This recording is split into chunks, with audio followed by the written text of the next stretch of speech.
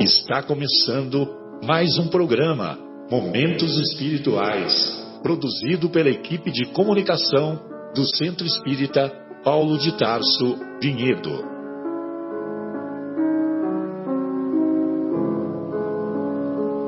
Se guardas contigo o estigma do sofrimento, indagando pela solução dos velhos problemas do ser e da dor, se percebes a nuvem que prenuncia a tormenta e o vórtice traiçoeiro das ondas em que navegas, vem conosco, estudemos a rota de nossa multimilenar romagem no tempo, para sentirmos o calor da flama de nosso próprio espírito, a palpitar, imorredouro na eternidade, e acendendo o lume da esperança, perseveremos juntos em exaltação de alegria que Deus, o Pai de infinita bondade, nos traçou a divina destinação para além das estrelas.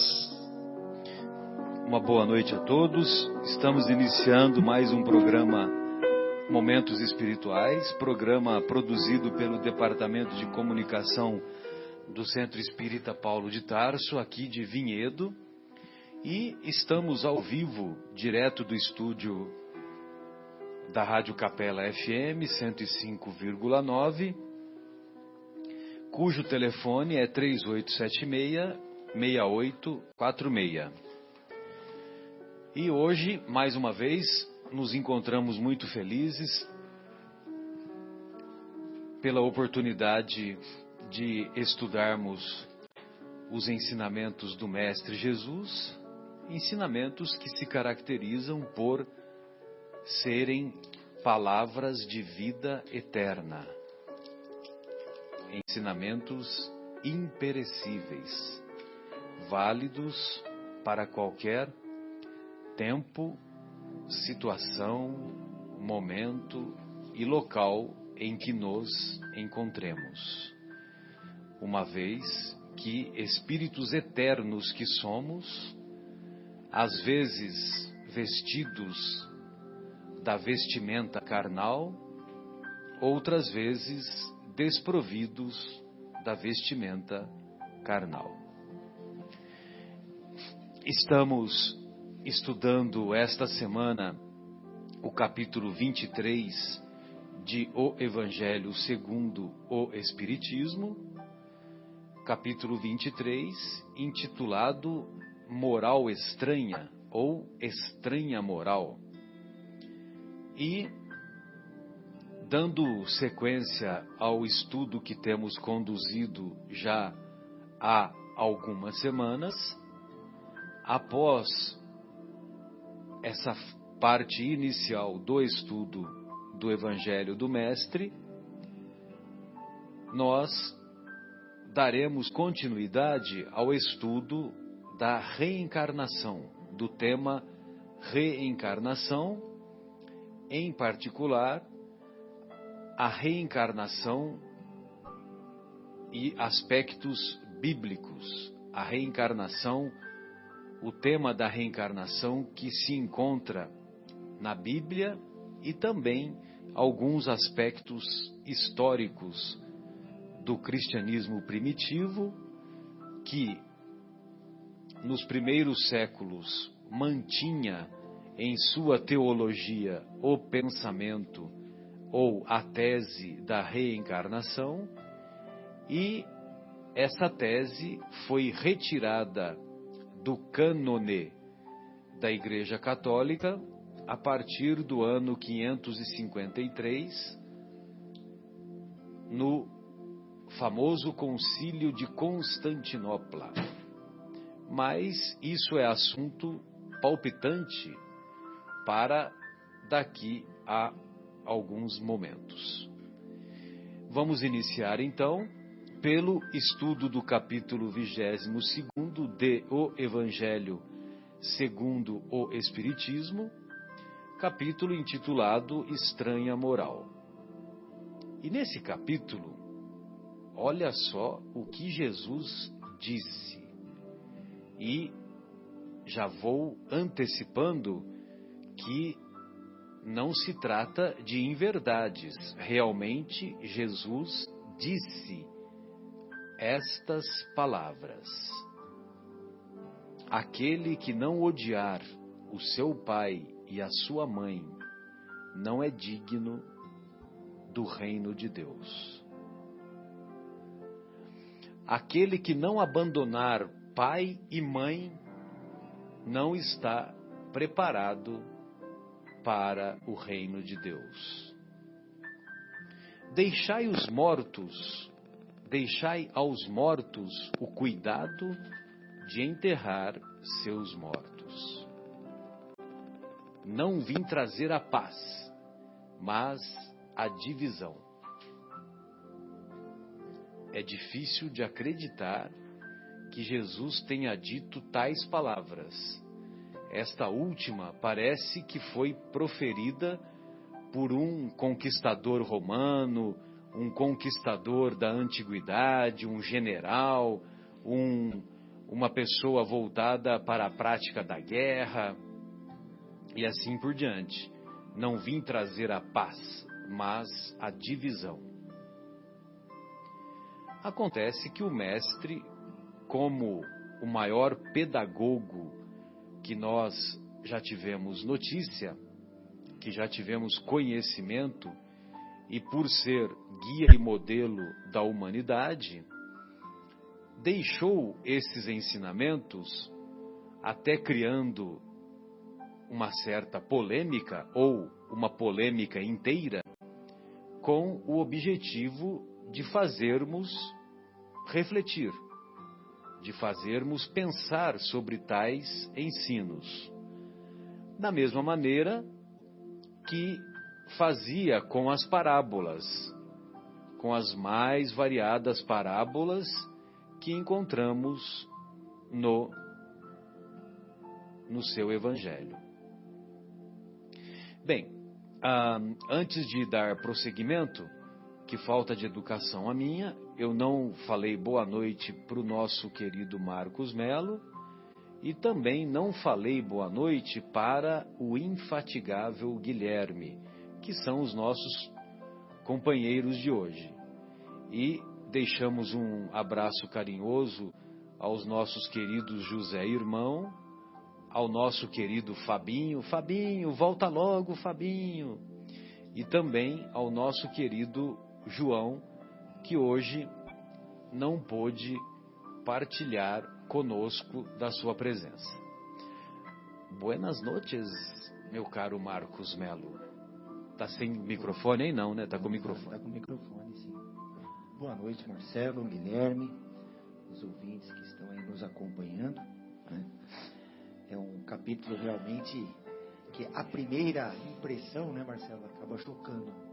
Mas vamos aprofundar nos estudos, tanto que você bem sabe, e vamos discutir, vamos esclarecer o que o mestre estava querendo dizer nessas frases, nessas palavras. Ou buscar o esclarecimento. Exato. Buscar o esclarecimento, é verdade. Muito boa bom. Boa noite a todos e um bom programa. Guilherme, buenas, Guilherme. Boa noite a todos os ouvintes. E esse capítulo específico que a gente vai estudar hoje, na minha opinião, é o mais difícil de ser entendido. De ser entendido, né? Exatamente. E quem faz uma leitura superficial, uma leitura ao pé da letra, fala, meu Deus, será que Jesus estava bom da cabeça nesse dia? Né? Será que ele estava meio lesado, como dizem os nossos amigos nordestinos, né? Muito bom. Então, quando Jesus diz odiar pai e mãe, o significado é amar menos.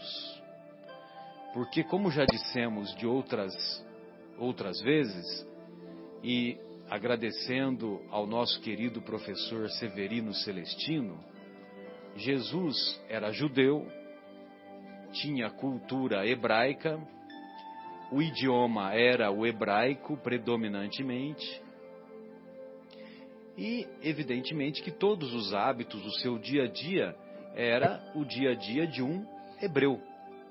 E ele também falava, na maior parte do tempo, para os hebreus. Quando as suas anotações, já que Jesus não escreveu nada, o único momento em que se tem notícia que Jesus escrevia algo é naquela passagem maravilhosa Ele escreve no chão, né? que ele escreve no chão aquela mulher adúltera, né? A passagem da mulher adúltera. Exatamente. Atirai a primeira pedra, aquele que nunca pecou, né? Mas não ficou nada registrado com as suas próprias mãos. Os discípulos é que registraram. Mateus, depois João, Marcos e o nosso querido Lucas, que nem conheceu Jesus. Lucas nem conheceu o Mestre Jesus. Olha a grandeza desse homem, né? Impressionante. E é lindo como ele começa. Até desculpa, né? Colocando só um Lógico, lógico. Vamos começa colocar muitos parênteses. O evangelho dele, né? Do Lucas. Exato. Ele fala que ele pesquisou exaustivamente. Exatamente. Ele começa assim, num gesto de humildade também, né? Que ele fala, eu pesquisei exaustivamente para informar a vocês. Teófilo, né? Porque ele escreveu para o Teófilo, né? Amigo de Deus, né? Teófilo significa amigo de Deus. Oh, é mesmo. Bacana, né? Sensacional. E o Lucas, nós obtivemos informações, né, através da obra Paulo e Estevão, que muitas das narrações foram obtidas por Paulo de Tarso, porque Paulo tensionava escrever o seu evangelho, mas ele percebeu que não daria tempo, e aí ele optou em deixar as suas narrativas para o nosso querido Lucas.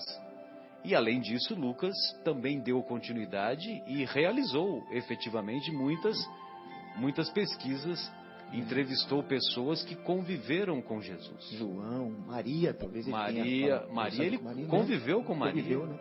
Com Maria Madalena, ele entrevistou pessoalmente e outras personagens. E sem contar o belíssimo Atos dos Apóstolos. Sem contar o belíssimo Atos dos Apóstolos, que foi escrito por ele. Ele também. Exatamente, bem lembrado. Muito bem. E então, qual foi o trajeto dos escritos do Evangelho? O Evangelho foi era escrito em hebraico, no idioma hebraico, e era traduzido para o grego, porque havia muitas pessoas que se tornaram seguidoras dos ensinos de Jesus, só que não falavam o hebraico, mas falavam o grego. E o grego é equivalente ao que é o inglês hoje. Aí os textos foram traduzidos do hebraico para o grego, aí do grego para o latim, isso ao longo dos séculos, né? E do latim é que chegou ao espanhol, ao francês, ao português, ao inglês, ao alemão e assim por diante. Isso ao longo dos séculos. Então, evidentemente, como fez esse caminho muito longo, evidentemente que houve algumas mudanças. Se eu der uma página, se você, Marcos, me der uma página para eu copiar, por mais preciso, por mais dedicado que eu seja, é possível que não saia igualzinho o original. Sem dúvida. E ainda tem, né, Marcelo? A gente até toma um exemplo. Em 500 anos da nossa história, né, somos da língua portuguesa. Exato. Já houve uma mudança tão grande da linguagem. Exatamente. Em 500 anos, já tantas correções ortográficas que já houve. Exato. Modificações, farmácia com PH. E, enfim, muitas outras coisas. O próprio português de Portugal, né, tem algumas mudanças também, lá que nós não adotamos aqui. Não. Algumas frases que eles usam lá que nós não adotamos aqui. Isso em 500 anos, né? 1.500 anos já bem na frente dos... Né? Exatamente. 1.500 anos depois daquela época. Então, já linguisticamente estávamos até mais aceleradinhos um pouquinho, né? 1.500 anos depois daqueles, né? Exatamente. Então, é natural que essas mudanças tenham ocorrido. E Então, não há nenhum texto original dos ensinos de Jesus em hebraico. Não há nenhum texto original. Os textos originais que existem encontram-se em grego. E, evidentemente, que tem algumas palavras que Jesus nunca pronunciou, porque Jesus não falava o grego. Jesus falava o hebraico. E tem algumas palavras que foram traduzidas para o grego, mas que não existem no hebraico. Né? Bem-aventurados, por exemplo. Bem-aventurados não existe em hebraico. Jesus nunca falou bem-aventurados. Jesus falou, avante os aflitos. Né? Agora, quando foi traduzido para o grego, aí eles interpretaram como bem-aventurados os aflitos. Ou seja, bem-aventurados serão os aflitos, porque serão consolados. As promessas das bem-aventuranças são promessas para o mundo vindouro. São promessas de caráter espiritual. Não são promessas para o aqui e agora. Nem sempre dá para concretizar. Verdade. Agora, quando Jesus fala avante os aflitos, é que apesar das aflições, apesar dos desafios que a vida nos propõe, sigamos adiante. Não desanime. Não desanimemos. Sigamos adiante. Lindo, hein?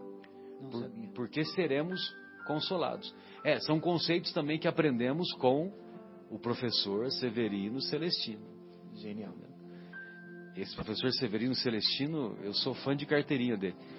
O Guilherme, você acredita que se nós ligarmos para ele agora, para alguma dúvida, ele atende a ligação e nos esclarece, entendeu?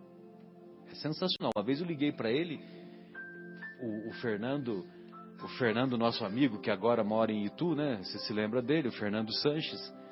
Ele surgiu uma dúvida lá numa terça-feira. Aí eu peguei e na hora falei, eu vou ligar lá pro professor se ele me xingar. Xingou, né? Você acha que ele vai xingar? Imagina. Ele atendeu lá, falei, professor, desculpa, não quero atrapalhar, rapidinho, tal, o que é isso? Aí ele falou, isso é assim. A conversa não durou 2 minutos, entendeu? E ele prontamente nos esclareceu. O Haroldo chegou a estudar também, né? O Haroldo. Então, a missão do Haroldo é mais com o original grego. Então, quando você pega os estudos do Haroldo, aí você pega aí é o lado do estudo das obras dos originais em grego. Então, aí é um outro estudo mais profundo, ele vai muito para o lado da simbologia, né? Daquilo que está da interpretação mais profunda, que você não pode fazer uma interpretação ao pé da letra. Você tem que ver filosoficamente. Exatamente. É um contexto, você tem que avaliar todo o contexto, o que eles pensavam, quais eram os hábitos, etc, né? Mas é mais assim, o grego, né? Tanto é que no meio espírita tem umas fofocas, né? Tem fofoca em tudo quanto é lugar.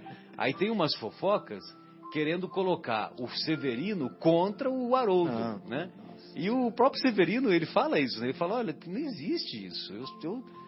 Eu sou amigo do Haroldo, para com isso. Os estudos do Haroldo estão mais voltados para o grego. O meu é do hebraico, entendeu? E nós nos completamos. Vocês é que são felizes, porque vocês têm a oportunidade de ter 2 conhecimentos. É verdade. Entendeu? Muito bem. Então, aí como fez todo esse caminho...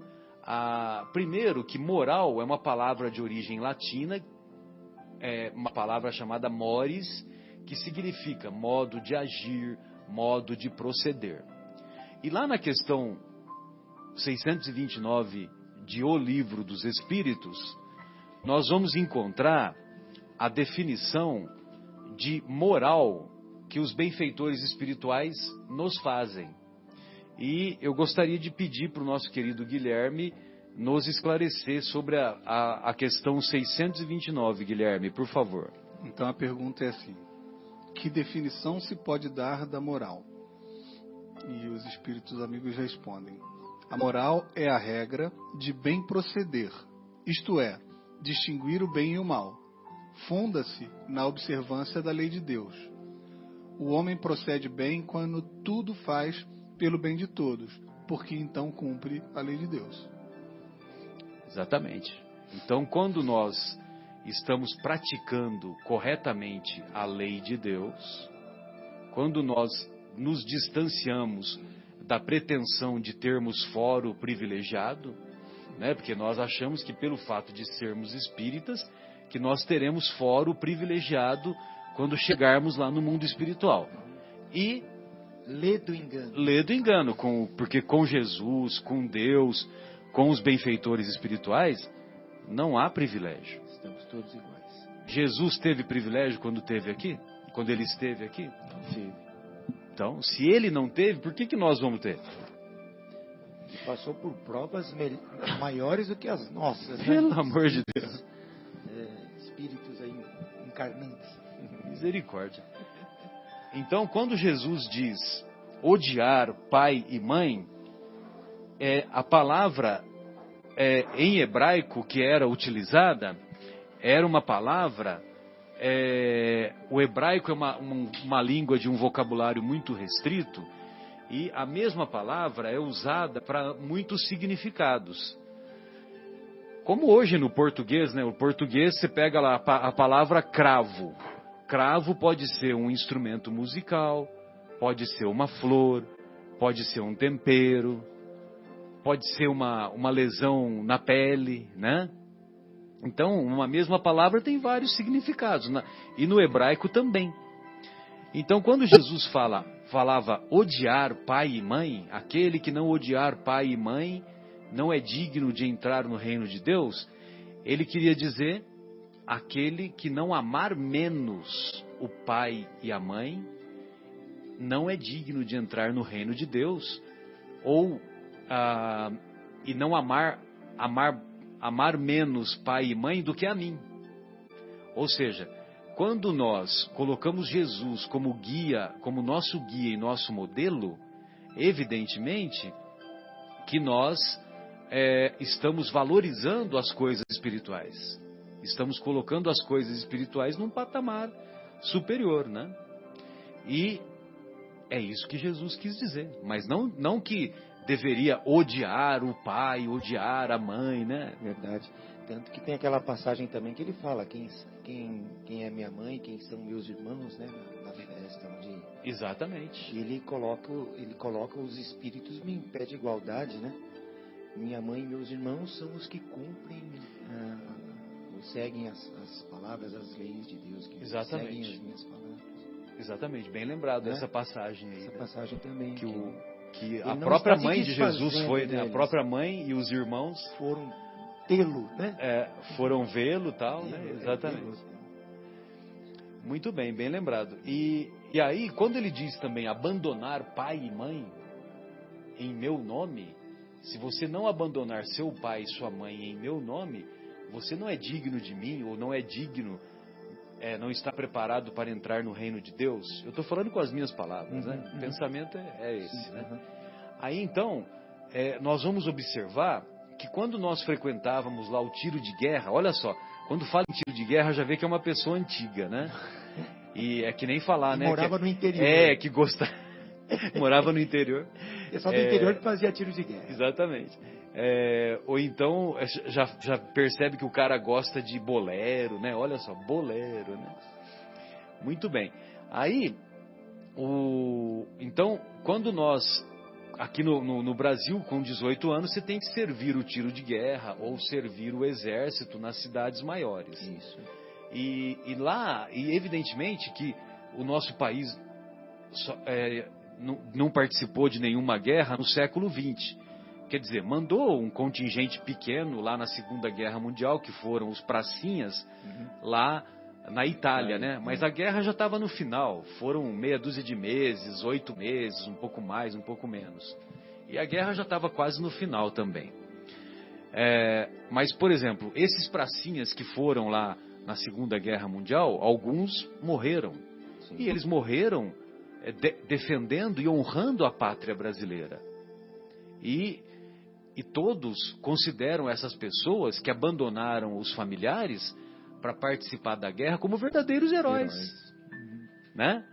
Então, se nós temos essa coragem de abandonar a família para servir a pátria, nós não podemos também ter essa coragem de colocar as coisas espirituais acima das coisas materiais.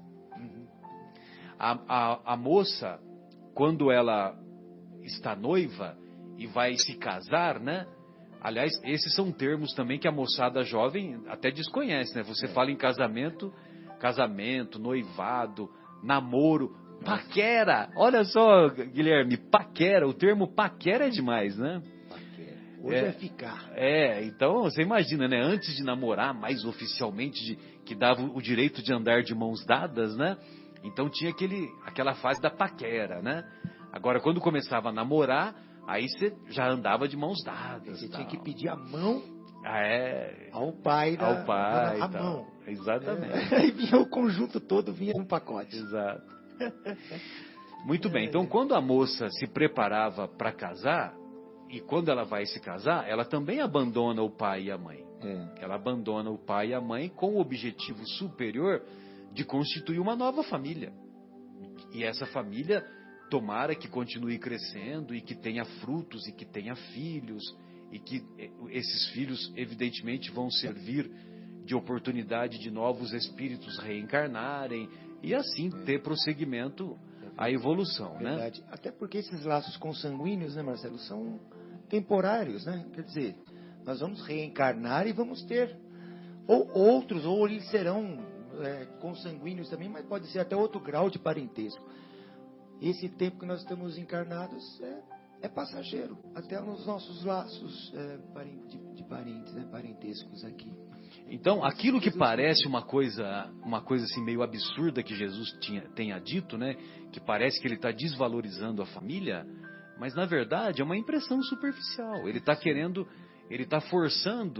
nos forçando a refletir, a valorizar as coisas espirituais. É isso. Pois não, Gui? Então, eu estava procurando aqui enquanto vocês conversavam, até como curiosidade, números atuais, tá? E o português tem aproximadamente 435 mil palavras. 435 mil palavras. Meu Deus do céu. O inglês tem aproximadamente 250 mil palavras. Olha, quase metade, né? Quase metade. Olha Daí só. você vê que no inglês realmente acontece muito daquilo que você falou do cravo no português. Exatamente. É o glass, por exemplo, no inglês, o que glass é vidro, inglês. que é óculos, que é um monte de coisa. Exato. E o hebraico, números de hoje, tem 43 mil palavras. 43 mil palavras. 10% do nosso. Então aí você imagina realmente a limitação, né? E isso quanto que não ocasionou problemas nas interpretações e traduções sem dúvida da língua, né? E tem uma outra coisa, viu, Guilherme, que você me lembrou agora, que um bom advogado, um advogado assim que está acostumado a redigir textos bons, a fazer as exposições perante o juiz, as argumentações, aquela coisa toda, se você puder, talvez tenha que pesquisar, mas o número que eu me lembro, que um bom advogado, ele tem um vocabulário de 10 mil palavras, entendeu? 10 mil. É lógico, porque ninguém tem condições de saber as 435 mil, né? Mas, então você imagina, né? E a restrição que há do próprio vocabulário, né?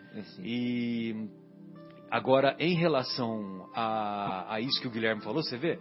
Por isso que o pessoal fala que é mais fácil aprender o inglês do que aprender o português. Sim. Né? O pessoal que vem de fora, quando eles vão aprofundar o português, eles veem que é difícil aprender o português.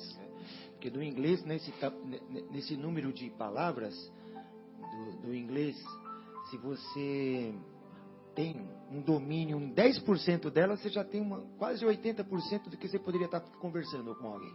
Né? Então, é bem dinâmico nesse sentido, né? E o português realmente ele confunde um pouco, porque cela com S, cela com C. Cela com C. E por aí vai. São várias coisas nesse sentido. Palavras que têm o mesmo som, porém escrita de forma diferente. E por aí vai. Exato. Bem, e aí então, você conseguiu aí na pesquisa? Então, eu vou ficar devendo detalhe, mas aqui fala que um adulto médio conhece aproximadamente 10 mil palavras. Então, todo mundo que está ouvindo, por favor, pega o lápis e o papel. Adulto médio, né? 10 mil palavras. Já vai anotando, vai fazer Então o número do advogado é maior. Deve ser maior. É certamente maior. Mas eu que eu guardei o número 10 mil, mas eu não me lembrava se era o letrado em direito ou isso que a pesquisa do Guilherme levantou. Muito bom. Muito legal.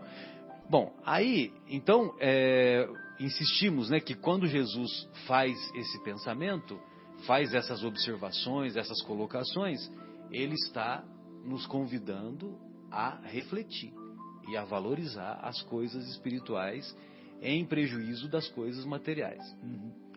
Quando Jesus diz também, deixai os mortos o cuidado de enterrar os seus mortos, é uma outra coisa interessante, porque morto para o judaísmo, morto é aquele que se encontra distante de Deus, afastado das coisas de Deus. Então, se uma pessoa morreu, deixai os mortos o cuidado de enterrar seus mortos. Agora, se você está próximo de Deus, aí você está distante da morte. Você está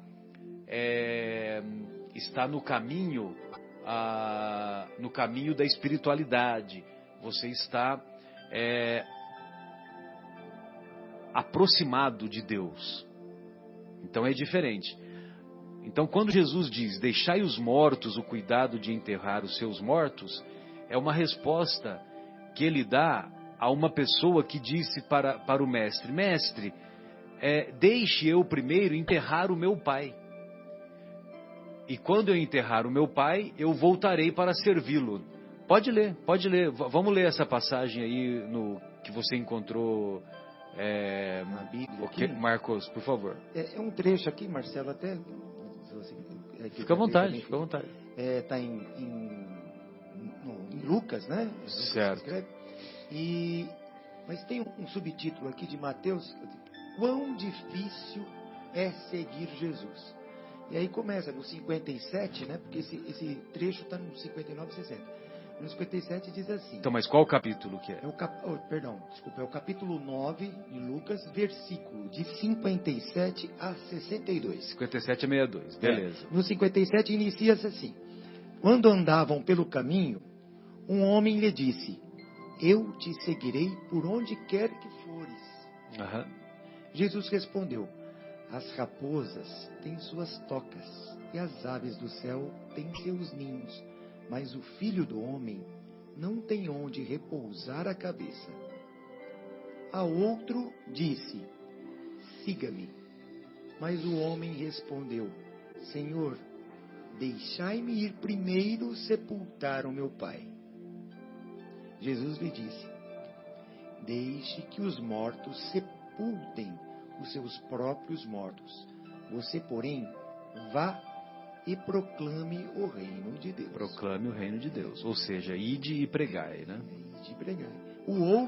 Ainda outro disse, vou seguir-te, Senhor, mas deixai-me primeiro voltar e despedir-me da minha família. Aí é a história do arado, né? Exatamente, a história do arado. Pode falar. Que linda, né? Jesus respondeu, ninguém que põe a mão no arado e olha para trás é apto para o reino. Está pronto para o reino de Deus. Exatamente. Ou apto, né? Está apto. Mesma coisa. Muito bem. Sensacional, né? Que você tem que ser decidido, né?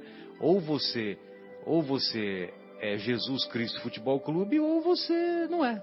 Simples assim. E nós temos que sair do muro. Né? Aquela historinha que nós contamos de vez em quando, né? Que tinha um rapaz lá em cima do muro. De um lado do muro estava o seu demônio. Do outro lado, o seu anjo. E o seu anjo estava lá, tentando convencer o rapaz que estava em cima do muro a vir para o lado do anjo. E usava os mais variados argumentos. Olha, vem para cá, aqui é o caminho correto, o caminho da paz, da consciência tranquila, o caminho da justiça, etc, etc. E aí, após 1 hora de argumentação, o rapaz lá que estava em cima do muro não tomava nenhuma atitude. Aí ele virou-se para o seu demônio, que ficou o tempo todo quietinho, e falou para o seu demônio: ô, seu demônio, o negócio é o seguinte, eu estou aqui tentando convencer o rapaz que está aí em cima do muro a vir para o meu lado faz 1 hora, e eu estou vendo que você não fala nada. Você não vai falar nada para ele?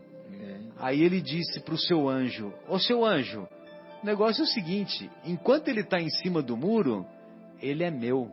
Sensacional, tá vendo? Entendeu? Então, quer dizer, né? E isso faz lembrar também aquela passagem do jovem mancebo, né, Marcelo? Sim. Que é quase a mesma coisa. Quase a mesma coisa. coisa. Como é que eu faço tudo certo? Como é que eu sigo as leis? Como é que eu faço para chegar ao reino dos céus? Enfim, né? Exato. Mais ou menos assim, também não lembro. Exato. Vende tudo e siga-me. Vende, dê aos pobres. Dê aos pobres. Aí depois você vem e me siga. Aí ele abaixou a cabeça e não voltou, ele saiu triste, porque ele era portador de muitas riquezas. Esse jovem, mais tarde, escreveu através da psicografia de João Nunes Maia, o médium João Nunes Maia, o espírito Miramês, que escreveu vários livros. E obras maravilhosas. Tem uma obra que inclusive é a história de Francisco de Assis, que Francisco de Assis foi a reencarnação de João Evangelista. E aí ele conta uns episódios lá que são impressionantes, entendeu? Episódios impressionantes da vida de ambos, né? Tanto de Francisco quanto de João. Evidentemente que é um livro psicografado, né? Sim. Muito bem. Agora, não é pelo fato de ser psicografado que não corresponde à verdade, né? E então, quando ele diz, deixai primeiro que eu vá enterrar o meu pai, nós não sabemos se o pai dele estava para morrer ou se tinha morrido há pouco tempo.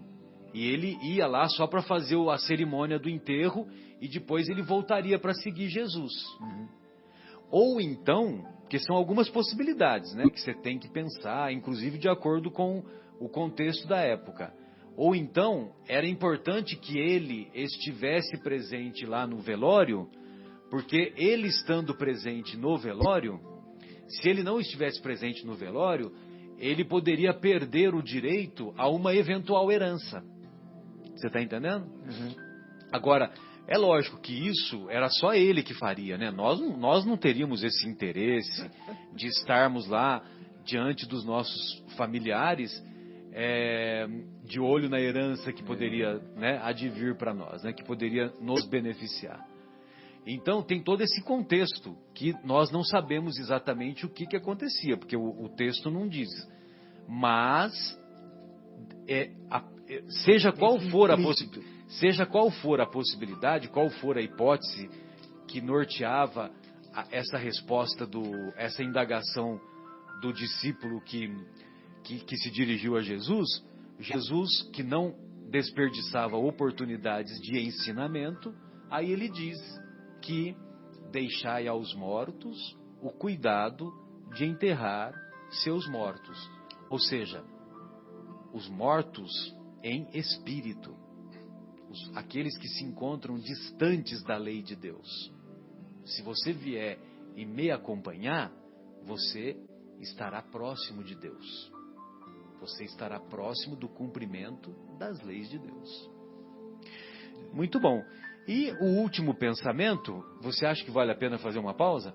Então vamos fazer a nossa primeira pausa e aí depois nós faremos mais um bloco para encerrar essa primeira avaliação, essa primeira reflexão, tá bom? E agora vamos dissecar um pouquinho o pensamento de Jesus quando ele nos disse, quando ele nos ensina: não vim trazer a paz, mas a espada. Não vim trazer a paz, mas a espada. Quando a espada encontra-se cravada no chão, ela pode representar uma cruz. E essa cruz, se nós observarmos a trajetória do Mestre, nós vamos compreender que cada um de nós tem a sua cruz para carregar. Tem os seus desafios, tem as suas oportunidades de aperfeiçoamento, as suas oportunidades de evolução.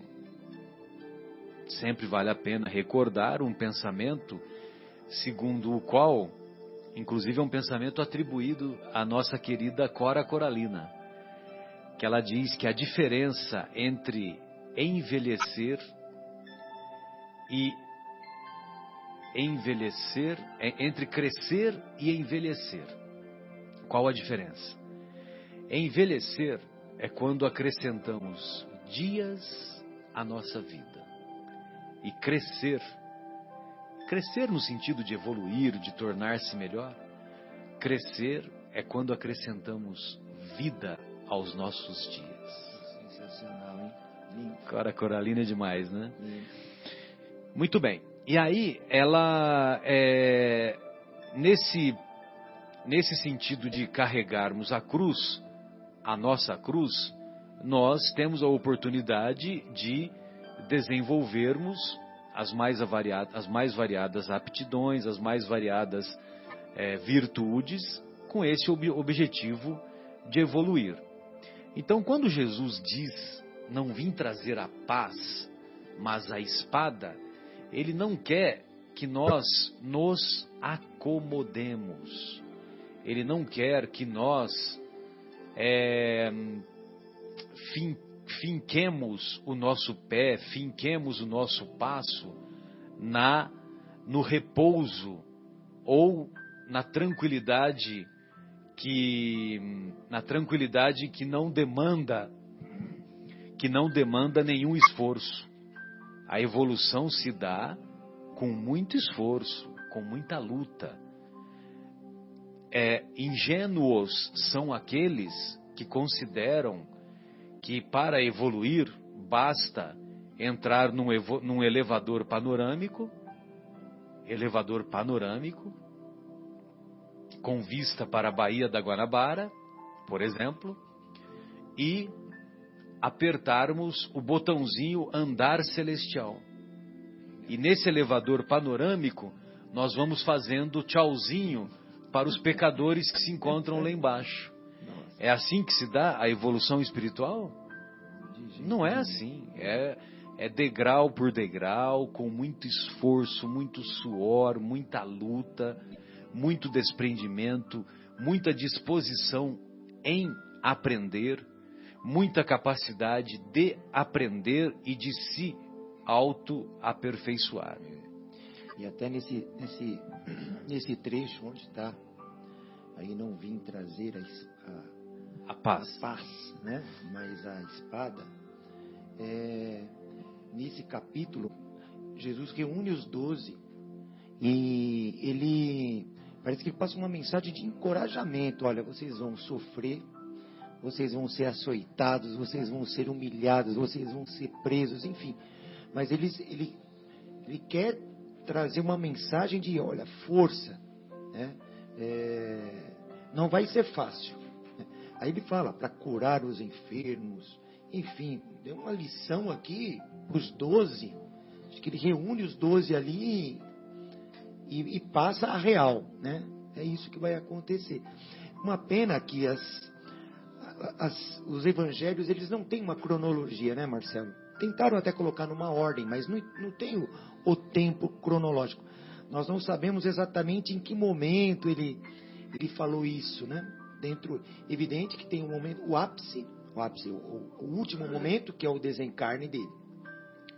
E depois daqueles 3 anos as coisas vão ocorrendo e eles vão tentando colocar dentro de uma ordem cronológica, né? De acordo com os ensinos, os estudos, melhor dizendo, do nosso querido Haroldo, eu já ouvi um comentário dele no sentido de que o Lucas é o que mais se aproxima nesse sentido, entendeu? Mas devido à pesquisa, né?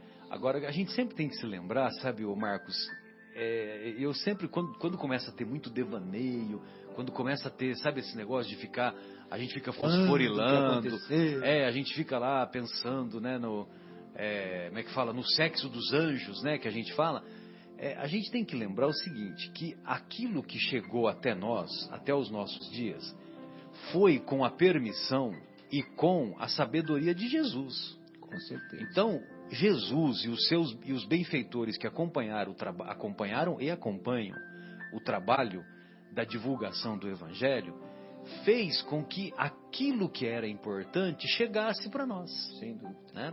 Então, por exemplo, eu gostaria de saber essa história do não deixar os mortos o cuidado de enterrar seus mortos. Então, eu gostaria de saber os detalhes que estão envolvidos nisso. Mas, certamente, o Emmanuel, quando ele fez o curso de Evangelho em esferas mais elevadas, e que ele volta dizendo, na esfera em que ele se encontra, ele volta dizendo que quando ele estuda o Evangelho nas esferas mais elevadas, ele se sente um crocodilo. Nossa, né? que coisa. Então, quando o Emmanuel fala isso, a gente tem uma ideia de como deve ser as informações que nós teremos acesso lá no mundo espiritual quando lá chegarmos, entendeu? Verdade. E quando estivermos num patamar que nós tenhamos acesso a essas informações, né? Porque não basta chegar lá e falar, a não ser que se eu falar que eu sou amigo do Guilherme, por exemplo, aí eu vou conseguir, né, Gui? Opa. Aí sim, mas poxa vida, né? Sem o mérito que é o que caracteriza a conduta lá nas esferas espirituais mais elevadas, evidentemente que nós não vamos ter acesso mesmo, porque nós nem temos maturidade para compreender, né? Mas mesmo sem saber, dentro da vida de Jesus encarnado aqui, em que momento específico foi, que são poucos anos, a possibilidade, 3. tem a questão do contexto. Né? Sim, exatamente. É importante bela, que, independente de quando aconteceu. Mas até a maneira como ele coloca, né? Então, assim, a gente ouvindo hoje pode parecer que tem duas coisas. Primeiro, realmente as questões de tradução, e depois que ainda assim foi forte demais. Mas, olhando o contexto, olha, predominância do direito da força sobre a força do direito. Escravidão política, social e econômica de credo e de raça. Família submetida ao patriarcado soberano e às vezes cruel. Os interesses girando em torno da posse, fosse de bens materiais ou de pessoas. E pelo lado da religião, o paganismo, cultura a vários deuses, que estava entrando em decadência. Sacrifício humano para aplacar a fúria divina. Nossa. Era substituído em Israel pelo sacrifício de animais. Então, o momento e o contexto requerem, né, em princípio, esse estudo mais profundo, sem dúvida. Um choque ali para as pessoas, né? Porque Jesus, quando veio, pelo que a gente entende, já sabia de tudo que ia acontecer. Sim. Ele já sabia que ia ter várias guerras em nome dele, né? Ele já sabia que seria que não seria acreditado por muitos, inclusive seria morto por causa disso. Então ele veio para fazer um trabalho aqui que, se fosse juntar as pessoas e falar, olha, fica tranquilo, vai dar tudo certo, não ia acontecer.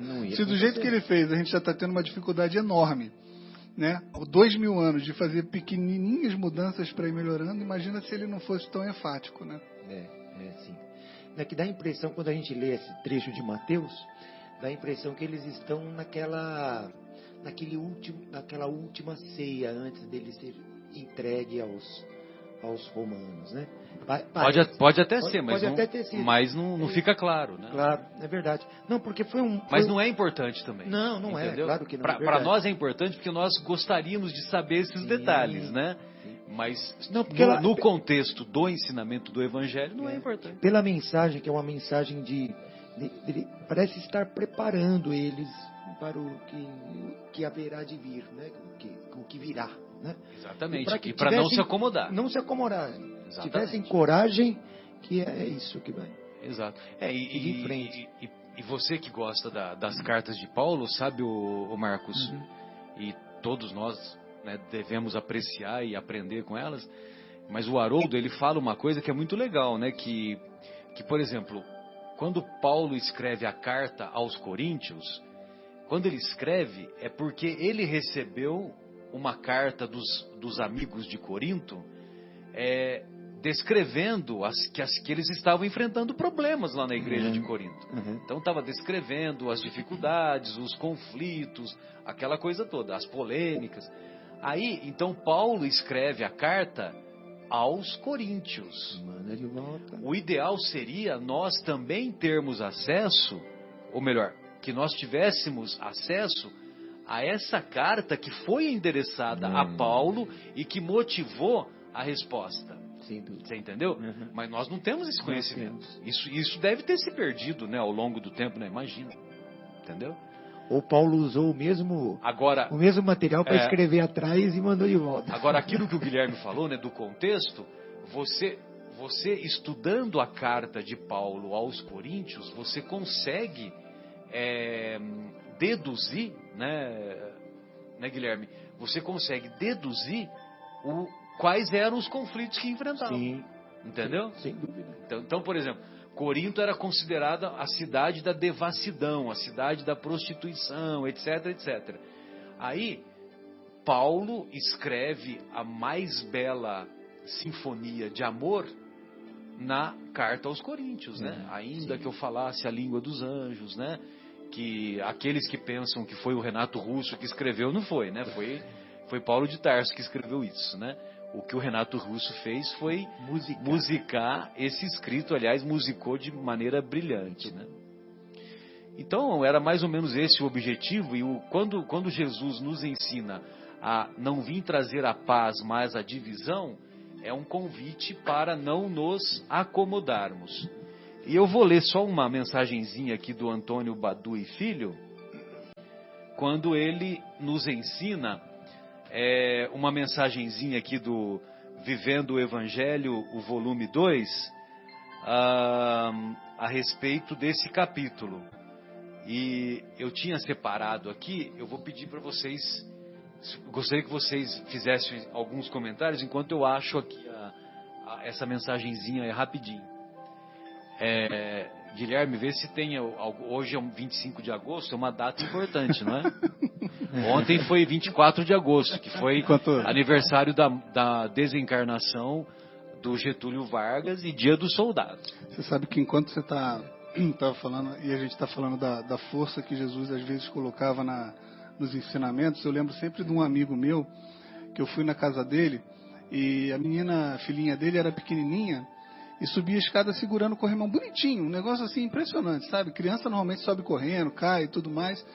E eu perguntei para ele, falei, pô, que espetáculo isso, como é que você fez? Que eu quero educar assim também, porque lá em casa é um corre-corre danado de cair, quebrar dente e tal. Ele falou, foi muito fácil. Eu não sei o quanto que os psicólogos vão me criticar, mas é o seguinte, quando a casa estava em construção, a gente visitava muito aqui a casa. E uma vez a gente estava no andar de cima e ela quase caiu. E eu peguei um dos tijolos da obra e falei, filha, o que é mais duro? Bota a mão aqui no tijolo. Aí ela palpou o tijolo com a mãozinha dela e eu perguntei, o que é mais duro, filha, o tijolo ou a sua cabecinha? E ela, na ingenuidade dela, porque não conhece o crânio, mas apalpando o tijolo, falou, o tijolo é mais duro. Então vem cá, filha. E aí eu joguei o tijolo lá de cima no andar de baixo, o tijolo se esfarelou. Ela nunca mais subiu a escada sem pegar no corrimão. Sensacional, né? Então, assim, de verdade, talvez os psicólogos vão dizer que não seja a melhor maneira de se ensinar. É verdade. Mas, com o pouco tempo que Jesus tinha e com o nível de infantilidade da raça humana naquele momento, eu acho que ele talvez tenha usado realmente de uma forma mais forte para firmar realmente o aprendizado. E olha que estamos ainda lutando para firmar, hein? Ainda estamos caindo, esfarelando o tijolinho, né? Verdade. Tem razão. A mensagem é intitulada Guerra Útil. Gostei de ver as observações do Guilherme, sensacional. Então, na mensagem Guerra Útil, do capítulo 23º, o André Luiz assim nos ensina. Batalhe contra os defeitos que lhe dificultam o esforço de renovação íntima. Esforço grande, não é lei do mínimo esforço. Esse negócio de lei do mínimo esforço é nós brasileiros que temos esse costume de procurar os caminhos mais fáceis, vamos dizer assim. Então ele diz, aniquile a inveja, a solidariedade é que serve. Elimine a hipocrisia, a sinceridade é que conta. Ataque o cinismo, a honradez é que convém. Destrua a vaidade, a modéstia é que vale. Extermine o ódio, o amor é que constrói. Destroce a mentira. Ó, parece tudo guerra mesmo, né? Destroce a mentira, a verdade é que defende. Derrote a cólera, a brandura é que interessa. Combata o orgulho, a humildade é que importa. Lute contra o egoísmo, a caridade é que salva. Realmente, tudo isso é ato de guerra contra os inimigos da transformação moral, entrincheirados na intimidade da alma. Contudo, é guerra útil que conduz ao bem, e por isso mesmo, com respeito a ela, não se fala em tratado de paz. Então, não tem tratado de paz quando nós temos que lutar contra o egoísmo, lutar contra o orgulho, lutar contra a vaidade, contra o ódio. Então, não tem tratado de paz. Não tem trégua. Não tem trégua. A gente tem que se esforçar permanentemente. E agora, vamos dar continuidade a alguns aspectos relacionados à reencarnação, não só alguns aspectos históricos e que alguns fazem parte da história do cristianismo, como também algumas histórias de alguns relatos de reencarnação que vale a pena compartilhar com os estimados ouvintes. Na história do cristianismo primitivo, e quando falamos em cristianismo primitivo, nos referimos aos primeiros séculos após a morte de Jesus, que se seguiram após a morte de Jesus, principalmente até o 3º, 4º, mesmo 5º século aproximadamente, quando os discípulos de Jesus, sobretudo, apresentavam predominantemente um comportamento autêntico, um comportamento caracterizado pela coragem, caracterizado pela caracterizado por não temer as consequências advindas de serem seguidores de Jesus, já que todos sabemos que muitos mártires tiveram suas vidas ceifadas, principalmente pelo poder temporal que predominava na época, que era o Império Romano. E nós vamos encontrar muitos relatos, e nós nos recordamos de um relato que demonstra a coragem desses seguidores de Jesus, que é a história de Sebastião. Todos sabemos aquela frase que ficou conhecida, sobretudo no meio dos nossos irmãos católicos, e eu, que sou de origem católica, cresci ouvindo os meus tios, os meus primos, os meus amigos falarem o que é mais uma flechada para São Sebastião. E por que isso? O que é mais uma flechada para São Sebastião? Sebastião era um funcionário do governo de Roma. E ele trabalhava numa atividade burocrática do governo, mas ele havia se convertido ao cristianismo. E o seu chefe o admirava muito, gostava muito do Sebastião. Só que, quando havia um incremento da perseguição aos cristãos, muitas vidas eram presas e muitas vidas eram ceifadas, sobretudo no circo romano. E mesmo em outras cidades dominadas pelos romanos, não apenas em Roma. E o que aconteceu com Sebastião? O chefe dele soube que ele era cristão. E, uma vez que ele era chefe e que os cristãos eram considerados inimigos do poder romano, evidentemente que ele foi preso e foi condenado a morrer por flechas, né? Sendo alvo de flechas. Só que o Sebastião, ele apresentava uma compleição física, ele era um homem muito alto e muito forte, e de uma saúde para dar e vender, né? Muito bem. Aí ele teve lá, algumas flechas foram direcionadas para ele, e ele tombou. E os soldados que participaram daquela execução não foram checar se ele estava morto verdadeiramente ou não. Mesmo porque, na época, o conhecimento, se o cara tinha morrido ou não, podia determinar algumas falhas, né? Caiu, morreu, né? Caiu, morreu, fica por isso mesmo, né? E às vezes o cara só tinha desmaiado, né? Aí, algumas horas depois, quando o corpo dele ainda se encontrava inerte no chão,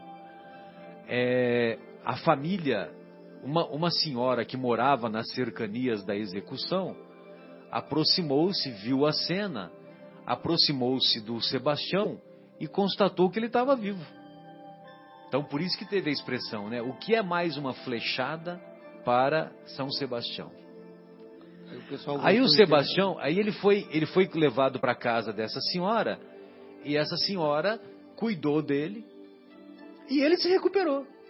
Ele tinha uma boa saúde, uma saúde de ferro, né, vamos dizer assim, e ele recobrou a saúde, e alguns meses depois, ele foi visto andando lá pelas cercanias do mesmo local que ele trabalhava. E aí houve uma nova perseguição aos cristãos, e aí ele foi preso novamente, só que dessa vez aí ele teve a vida ceifada. Agora eu não me lembro se foi flecha de novo? Se foi flecha de novo, que eu acho que não, ou se foi decapitado, ou se foi queimado, entendeu? Mas foi uma dessas situações, né? Mas eu só lembrei... Podia ter morado um pouco mais longe, né? Eu só lembrei da história do Sebastião para demonstrar a fé e a coragem que os seguidores de Jesus demonstravam, né? Naquela época que não era fácil não, né? Demonstrar isso, né? Ele foi espancado até a morte. Até a morte, né? Depois. Então aí, ó, nosso querido Guilherme me salvou aqui. Obrigado, Guilherme. Ou seja, mesmo o cara sabendo que ele seria condenado e que seria perseguido, ele não saiu dali de perto, continuou. Exatamente. No intuito. Exatamente. Muito bem. Agora, entrando na reencarnação, propriamente dita, nós vamos nos lembrar de uma figura muito importante no cristianismo primitivo, que é o Orígenes de Alexandria. Orígenes de Alexandria, ele nasceu no ano 185 da era cristã, né? 185 depois de Cristo. E ele era portador de uma inteligência tão brilhante que aos 17 anos ele era coordenador ou diretor simplesmente da Biblioteca de Alexandria. E a Biblioteca de Alexandria, no mundo antigo, todos sabemos a sua importância, o maior acervo cultural da época, né? E o Orígenes, ele foi muito importante porque ele valorizou muito a prática dos ensinos de Jesus na sua autenticidade. E ele tinha um sonho de se tornar padre, mas como ele era muito inteligente, muito admirado, uma pessoa que é muito inteligente e muito admirada, sempre tem os pigmeus que querem atirar flechas nessas pessoas que se destacam, né? Tirar pedras e tudo mais. Sempre tem os pigmeus. Muito bem. E aí o Orígenes, ele acabou sendo, assim, tendo uma perseguição, e ele não pôde concretizar o sonho de se tornar padre. Mas ele escreveu inúmeras obras. De acordo com a fonte que eu vi, ele escreveu mais de 600 obras. Nossa, que maravilha. Agora eu não sei quantas, se fosse nos dias de hoje, porque naquela época eram pergaminhos, né? O Orígenes de Alexandria. E ele, lógico que se fosse nos dias de hoje, por exemplo, um livro de 300 páginas, o Chico nos deixou já mais de 500 livros. Quando ele desencarnou, havia cerca de 410 obras. Só que hoje, graças ao trabalho lá dos nossos queridos amigos, o Geraldinho, lá da editora Vinha de Luz, essas obras já passaram de 500. Então você pega lá uma obra obras com capacidade média de 200 páginas nos nossos dias, referente analogamente aos que seria 200 páginas no dia de hoje. São obras que a gente tem que valorizar, né? Sem dúvida. Mas na época eram pergaminhos, então não dá para saber ao certo, né, quantas páginas tinha. Aqui diz, né, que foi em torno de 2.000 obras, né? Mas como você estava falando, tem a questão de pergaminhos. Era como se a gente somasse as obras de Chico, cada carta para cada mãezinha. Exatamente. Ele escreveu, né? Então, exatamente. Exatamente, isso mesmo. E é muito legal porque ele dava muita ênfase à pré-existência da alma e à continuidade da vida após a morte e também às existências anteriores, às existências subsequentes, né? Ou seja, a tese da reencarnação. E ele teve muitos seguidores. Muitos seguidores. Talvez o Guilherme nos auxilie aí com os seguidores, né? Por exemplo, acho que tem Eusébio, que foi um seguidor. O próprio Agostinho foi seguidor dele, Agostinho de Hipona, o Santo Agostinho. Santo Agostinho, o que traduziu do grego para o latim. Não, São Jerônimo, né? Esse foi o Jerônimo. Jerônimo, é verdade, desculpa. Esse foi o Jerônimo, por volta do século IV. Eu vou procurar aqui, mas justamente, ele fala aqui que uma das tentativas maiores que ele tinha, um dos objetivos era conciliar a Bíblia com a filosofia. E essa representatividade que ele tomou com esses seguidores, essas pessoas também de expressão que começaram a seguir, acabou por... aqui diz assim, havia passado pouco tempo desde que Orígenes tinha se tornado instrutor, quando um sínodo alexandrino o destituiu do sacerdócio. Ele foi condenado por heresia. Condenado por heresia. Né, mudou para a Palestina, aonde tinha fama de defender a doutrina cristã. Então, porque ele foi perseguido por causa disso, porque ele estava tentando aliar a doutrina de Sócrates e Platão aos ensinos de Jesus. E no Evangelho segundo o Espiritismo, lá na introdução, o que nós encontramos? Os ensinos de Sócrates e Platão em perfeita concordância com os ensinos de Jesus. E nós sempre citamos uma frase do Sócrates, que é melhor sofrer uma injustiça do que praticá-la. Né? Então tudo isso serve de analogia com os próprios ensinos do mestre. E todos sabemos que Sócrates e Platão viveram 500 anos antes de Jesus. Ou seja, a doutrina de Sócrates é considerada uma doutrina precursora dos ensinamentos cristãos. Ou seja, o nosso querido Orígenes estava correto em tentar aliar a filosofia e a religião. Mas naquela época, evidentemente, que já havia pessoas, havia pensadores que não queriam saber desse casamento e que preferiam o exclusivismo. Até hoje nós encontramos isso. Imagine naquela época. Muito bem. E aí o que aconteceu? Nos primeiros séculos do cristianismo, a doutrina da reencarnação era muito frequente, era muito popular. E nós vamos encontrar lá em Constantinopla, hoje Istambul, como nós dissemos em alguns programas anteriores, e agora nós vamos dar alguns detalhes. Ótimo, nós estamos ávidos. Que foi quando teve o concílio de Constantinopla. E nesse concílio de Constantinopla, o imperador Justiniano, ele quis aproximar ainda mais o clero romano, ou o papado ainda não havia sido instituído formalmente, mas já havia hierarquia sacerdotal. Já havia os bispos que se destacavam e que eram respeitados, etc, etc. O papado teve início no ano 610 com o imperador Focas, o imperador lá que já era Ocidente e Oriente, né? Imperador romano.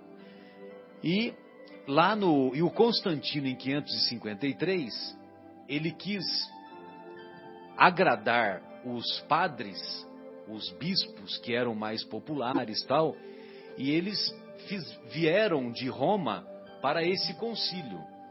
Quiseram agradar assim, para que eles estivessem mais próximos do poder. Só que em contrapartida havia uma intenção por detrás, que era a intenção da sua esposa chamada Teodora, e a Teodora queria tirar do cânone ou da teologia católica daquela época o pensamento de Orígenes, que defendia a tese da reencarnação, a tese da palingenesia, a tese das múltiplas existências. E por que ela queria tirar isso? Ela queria tirar porque a sua origem, a origem de Teodora, ela era uma ex-prostituta e que havia desposado o Justiniano. E as prostitutas de Constantinopla, hoje Istambul, as prostitutas ficaram muito felizes, porque havia uma delas que tinha chegado às culminâncias do poder, que havia se tornado esposa do mandatário da época. Exato. Acontece que a Teodora, ela não gostou desses comentários que ficaram muito populares na época e mandou matar cerca de 500 prostitutas lá de Constantinopla. Nossa Senhora. As prostitutas que sobreviveram começaram a fazer os comentários de que ela, Teodora, teria que reencarnar 500 vezes para pagar, né, entre aspas, pagar a dívida de cada vida que foi ceifada com o extermínio que ela impôs às prostitutas lá de Constantinopla. E ela, evidentemente, que não gostou dessa história, né? E como ela tinha o poder de mudar, ou a possibilidade de mudar essa história, ela forçou a barra no Justiniano, para o Justiniano acabar com essa farra da reencarnação. Tira do livro que aí não acontece. Exatamente, como se bastasse isso, né? Como se só isso fosse suficiente para deixar de existir a reencarnação. Meu Deus, né?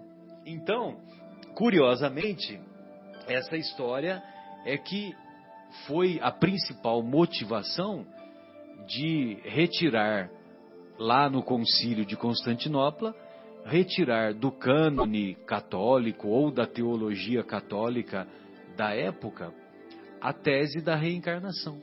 Uma vez que, como o Guilherme nos informou agora, o Orígenes havia sido condenado por heresia. Havia sido condenado por heresia, porque a tese dele era considerada uma tese herética. Mas, evidentemente, como nós já estudamos, né, em programas anteriores, o próprio Jesus não veio ensinar a reencarnação. Jesus veio deixar a reencarnação como um princípio lógico e um princípio que acontece. Sim. A reencarnação é uma misericórdia de Deus. É uma nova oportunidade que nos é dada para darmos prosseguimento à nossa evolução, para corrigirmos as nossas imperfeições, para corrigirmos alguns atos que praticamos no passado, para aprendermos, para desenvolvermos virtudes. Não é só para pagar a coisa do passado. Não. Né? A vida é um eterno aprendizado. Sem dúvida. É através dela que nós vamos aprendendo e vamos evoluindo. Né? Imagina se tivesse uma vida apenas, né? Uma única oportunidade e você já nascer já na última colocação, vai? Aquele lá, o rico, você já nasce pobre, já nasce com algum problema físico, enfim, e você só tem essa vida. Né? Pois não, faz querido. sentido, né?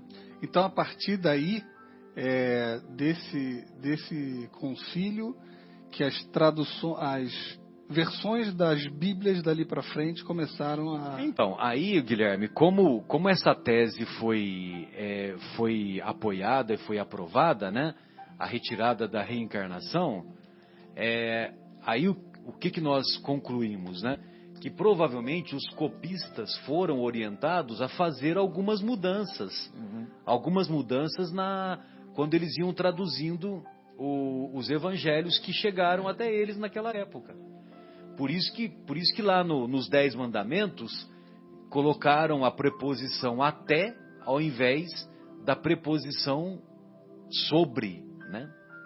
Então, até a terceira e quarta geração, né? Exatamente. Mas é na terceira e na quarta geração. E aí deles E fizessem várias essas mudanças, né? e várias outras, né? Por exemplo, tem alguns estudiosos que dizem que algumas coisas foram interpoladas, algumas coisas não existiam nos textos originais e foram colocadas, entendeu? Ajustar. Às vezes de maneira ingênua e às vezes com intenções, vamos dizer assim, menos felizes, né? Essa é uma conversa interessante, né? Porque o protestantismo começou com Lutero, não foi? Lutero de 1483, quer dizer, quase 1000 anos depois desse concílio. Quase 1000 anos depois. E daí já pega toda a questão alterada e então já segue os nossos irmãos protestantes também na linha da não reencarnação, né? Exatamente. E havia uma preservação, quando chega Lutero, viu, Guilherme? Havia uma preservação desse exclusivismo, porque os nossos irmãos, os padres católicos, eles eram obrigados a fazer todas as missas em latim. Então você imagina, o cara estava lá na Alemanha, na República Tcheca, na Inglaterra, tinha que ser tudo em latim. Por quê? Porque eles queriam continuar ocultando o ensinamento. O ensinamento era restrito apenas aos padres, aos monges, aos estudiosos dos mosteiros, aos estudiosos limitados. Não queriam chegar o ensinamento ao povo. Por isso que o nosso querido Geraldinho, naquela entrevista que ele nos concedeu lá em Itapira, em 2014, ele nos diz que Chico sempre repetia que o espiritismo é Jesus de novo para o coração do povo. É Jesus de novo para o coração do povo. Essa obra, O Evangelho segundo o Espiritismo, você encontra em qualquer lugar. Tem lugares que você encontra por menos de R$10. Sem dúvida. E é engraçado, né? Porque às vezes a gente fica... a gente estava há pouco tempo falando de em que momento que Jesus falou o que na passagem dele aqui pela terra. Importa muito pouco. Algumas pessoas ficam debatendo se Jesus teve uma esposa ou não. Importa muito pouco. Se Maria era virgem ou não. Importa muito pouco. E isso aqui, para falar a verdade, me parece também que importa muito pouco. Porque o importante mesmo é amar a Deus sobre todas as coisas e ao seu semelhante como a você mesmo. Acreditando em reencarnação, não acreditando em reencarnação, mas nós que seguimos uma doutrina que tem por premissa a fé raciocinada, Sim. então eu acho que vale um estudo mais aprofundado, porque veja, 553 anos depois de Cristo, não tem nenhuma Bíblia antes e uma depois para fazer uma comparação? Será que não tem um Severino que nos ajude numa coisa dessa, né? Então, aí o que tem, Guilherme, o conhecimento que eu tenho é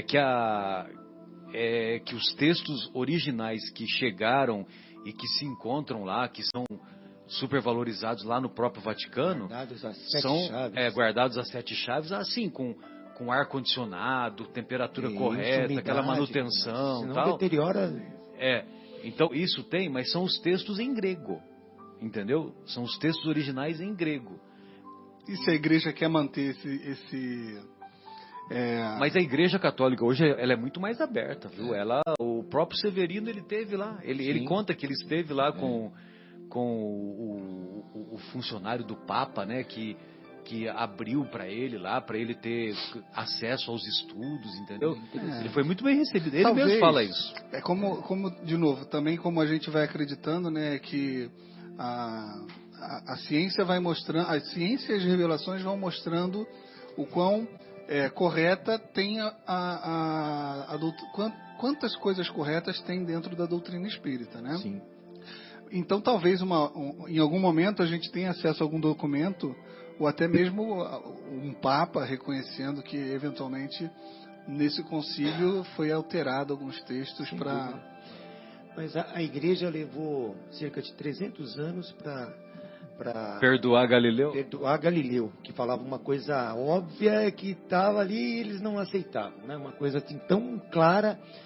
Então, assim, levará um tempo até surgir essa verdade. Que né? faz parte da evolução, Claro, né? Das sociedades, a evolução das instituições. Né? Mas assim, eu já li a respeito que os textos apócrifos, né, são também pesquisados agora. Então, o pessoal tem acesso a esses textos, essas traduções, e vão tendo a sua leitura, as suas pesquisas dentro daquele texto que jamais apareceriam, né? Agora me parece que já estão sendo permitidos, né? Esse tipo de coisa, porque lá o acervo deve ser também monstruoso, né?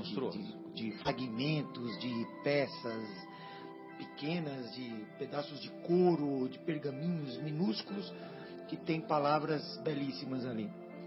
E também reforçando mais uma vez, né? Que embora a gente tenha esse conhecimento e acredite nessa verdade, a gente sabe também que tem muito espírita longe da casa de Deus, né? Sim. Então, não é porque nós conhecemos que nós teremos, como o Marcelo disse, o tapete vermelho estendido quando desencarne, ao contrário, né? O foro privilegiado. Até teremos um foro privilegiado, né? Quem mais é dado, mais será cobrado. É esse o privilégio, né? Então, a gente tendo a informação, tem mais responsabilidade e o julgamento talvez seja diferente, mas com uma rigorosidade até maior. Mas para falar para todas as outras pessoas que nos ouvem de outras crenças religiosas, outras denominações religiosas, que a gente tem notícia que as cidades espirituais recebem diariamente milhares e milhares de espíritos de outras religiões, porque não é a crença no espiritismo ou a crença em determinada religião que te leva lá. De novo, é o amor que você coloca, né? É a caridade, né? Que é o amor em ação, né? E mesmo a reencarnação, ela também não é exclusiva do espírita, né? Ela tem algumas religiões antigas do mundo antigo que são reencarnacionistas também, né? Os hindus né, Marcelo? Até citar algumas, até aquelas reencarnações de Buda, né, que sempre falam que aquela pessoa olham e aquela reencarnação de Buda. Então tem outras que seguem É que tem algumas mudanças, né? Sim. É que eles fazem analogia que pode reencarnar como animais, né? aquela coisa toda, Exatamente, né? essas diferenças, Mas o pensamento é altamente espiritualizado. É. O pensamento de Buda é Jesus Cristo Futebol Clube. Sim. E é 500 anos antes de Jesus. Sem dúvida. Entendeu? É uma coisa impressionante, né? E no livro A Caminho da Luz, o Emmanuel deixa claro que o Buda era um missionário do Cristo. Veio para preparar Missionário do Cristo, o terreno. lá para a região do Oriente. Assim como o nosso irmão Maomé, que também era um missionário, só que infelizmente faliu em sua missão. Está lá na obra A Caminho da Luz. Krishna. Também Krishna deve ter sido algo... Krishna, sim. Aí Krishna é bem antes, né? Sim, bem antes. Aí Krishna se eu não me engano, é 5.000 antes de Cristo. Krishna. Dá uma checadinha para mim. Zoroastro na Pérsia. Então também são missionários. Missionários que vieram preparar o planeta. Lao Tse, Confúcio. Exatamente. Aí Confúcio já é mais próximo. 3.228 antes de Cristo. Então, 3.800, eu sempre confundo, né? 228. 3.200, é que eu somo mais 2.000, aí eu fico com 5.000 na cabeça, né? Então são 5.000 atrás, mas é 3.200. Mas você vê mesmo Moisés, 1.300, 1.200. A Teodora, com todo esse cuidado dela de tirar a reencarnação, ela não poderia tirar as palavras do mestre quando ele fala com Nicodemos. Pois é, então. São múltiplos detalhes que os copistas, e os copistas, você imagina, foi dado a ordem, vamos tirar. Alguns não tiravam. Alguns falavam, não, eu vou preservar o que eu encontrei. Entendeu? Você acha que não tinha aqueles que se rebelavam? Né? Você lembra daquela obra que virou filme, que o cara... Ai, meu Deus do céu. O autor da obra, inclusive, ele faleceu. Humberto Eco. O Nome da Rosa. O Nome da Rosa, que virou filme e tal, né? O Sean Connery, né? Que era o ator, né? Eu não li o livro, né? O livro deve ser melhor do que o filme. O filme é sensacional. É sensacional. Então, que ele vai investigar porque algumas mortes ocorriam, tal, né? E ele encontrou, né? Que conforme ele ia mexendo as páginas, mexendo a página e colocando na boca, né? Ele ia se contaminando de arsênio, né? E aí eles acabavam morrendo, né? Os copistas. E conforme eles iam lendo, eles ficavam muito felizes, porque eles tinham conhecimento das verdades do Evangelho, só que não podiam passar para frente, porque eles morriam antes. Você vê que interessante? Puxa vida. Ver o filme de novo, legal. Pois é. Bacana. E agora tem a outra coisa que eu acho que você fez referência agora há pouco, né, dos textos, tal, aquela coisa toda, que é a história do Champollion, né? Então imagina, o Champollion, ele nasce numa aldeia obscura, uma aldeia distante lá da França, um lugar onde só tinha pessoas de pele branca, uma família que teve, não sei exatamente, 4, 5 filhos. Aí nasce o Champollion moreno, de pele azeitonada, cabelos escuros, todos os filhos eram loiros. E você não podia falar que a mãe dele havia, entre aspas, pulado a cerca, porque a aldeia, todo mundo se conhecia. Não tinha ninguém que foi lá, tal, era entendeu? Raça ariana pura ali. Uma raça ariana pura, na França. França de 1790. E o cara, quando ele nasceu, ele tinha dificuldade de aprender. Ele era considerado assim, meio... com aquilo que nós falamos hoje, com déficit de inteligência. Posso ler? Pois não, fica à vontade. Eu separei também para ler. Opa, até para quem nos ouve, né? Aquela história que a gente fala. Não tem mágica aqui. Tem algumas curiosidades que a gente coloca e a gente tem que estudar. Os curiosos têm que estudar. Mas esse é um caso que vale o estudo. Então, vamos lá. Ele nasceu em 1790, né? Tem essa questão aí que o Marcelo falou. Ele nasceu com a pele escura, chamou a atenção de todos, a córnea dos olhos amarela e a face com feições predominantemente oriental. Acontecimento excepcional porque nasceu no sudoeste da França, numa região notadamente de origem ariana. Desde a idade de 10 anos, ele era chamado de o egípcio, não somente pelo aspecto físico, semelhante ao oriental, como igualmente por devotar profunda identidade com as coisas do Antigo Egito, até mesmo estudando línguas mortas em uma época dedicada às armas. E só para dar uma explicação aí, né, Guilherme, que isso é possível de acontecer por causa da mutação genética. Então, o fenômeno da mutação genética é um fenômeno que é conhecido na ciência e isso pode acontecer com qualquer família. E aconteceu com a família dos pais desse nosso irmão, o egípcio. Entendeu? Provavelmente, até para poder ter uma maior sintonia com o perispírito dele, né? Sim. Então, o famoso físico e matemático Fourier, participando da expedição científica ao Egito, organizada e chefiada pelo imperador Napoleão Bonaparte, trouxe importante coleção constituída de fragmentos de papiros e inscrições hieroglíficas em pedras. Convidado a expor seus conhecimentos na escola onde Champollion estudava, o sábio francês foi questionado persistentemente pelo menino, a ponto de Fourier convidá-lo para conhecer seu importante material. Então ele foi à casa do cientista e, emocionado, observou as vetuzas inscrições. De imediato perguntou: "Pode-se ler isso?" Devido à negativa do sábio, o garoto afirmou: "Eu os lerei. Dentro de alguns anos eu os lerei." Naquele momento exteriorizava-se uma determinação oriunda dos mais recônditos refolhos do inconsciente. Ele sabia que poderia ter acesso àquelas importantíssimas comunicações. Em verdade, vivera nas antigas terras do Nilo e intuitivamente conhecia aqueles sinais, revelando-lhe peculiares.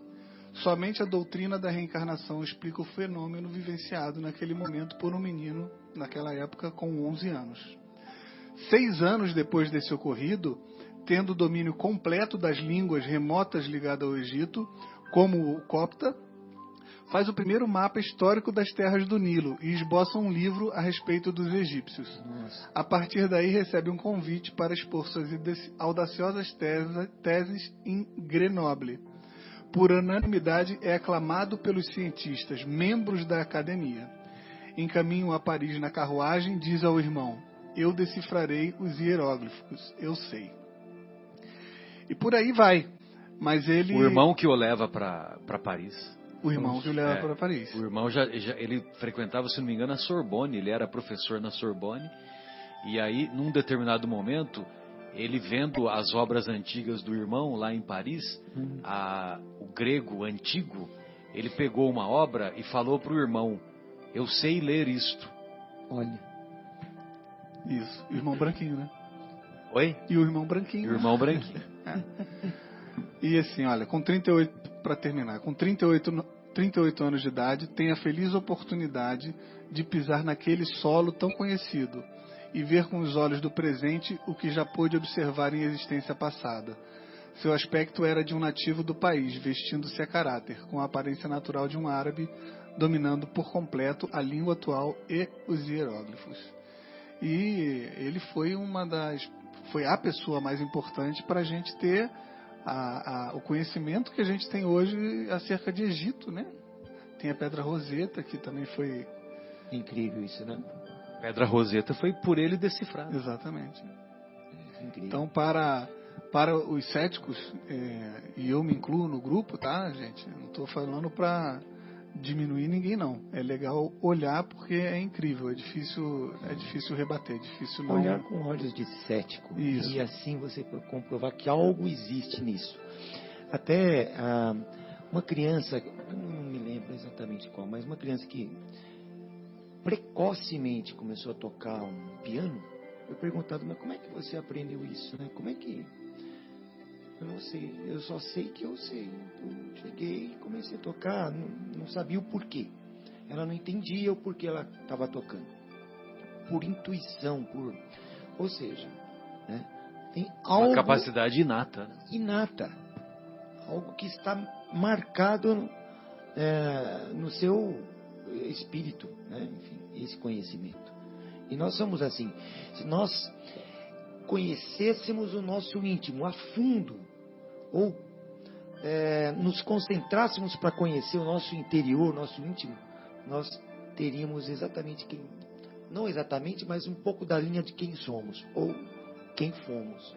Sem dúvida, né? Sem dúvida. Basta ver as nossas tendências, as nossas capacidades mais ou menos dificultosas, né? Sem dúvida. É difícil a gente mergulhar no nosso íntimo mesmo, né? De você se interiorizar. Se interiorizando, é claro que o exterior já demonstra um pouco de quem somos, né? Mas o interior não demonstra muito mais. Sem dúvida. E quando fala conhecer o interior, não é sair por Piracicaba, como é que fala? Limeira, Arceburgo, Cravinhos, Ribeirão Preto. Mas é isso mesmo, né? Que coisa interessante. E eu estava pensando aqui também... Isso, né, Marcelo? Sem dúvida. Então, o que eu estava pensando era isso, que eu tinha esquecido da época que o Champollion viveu, né?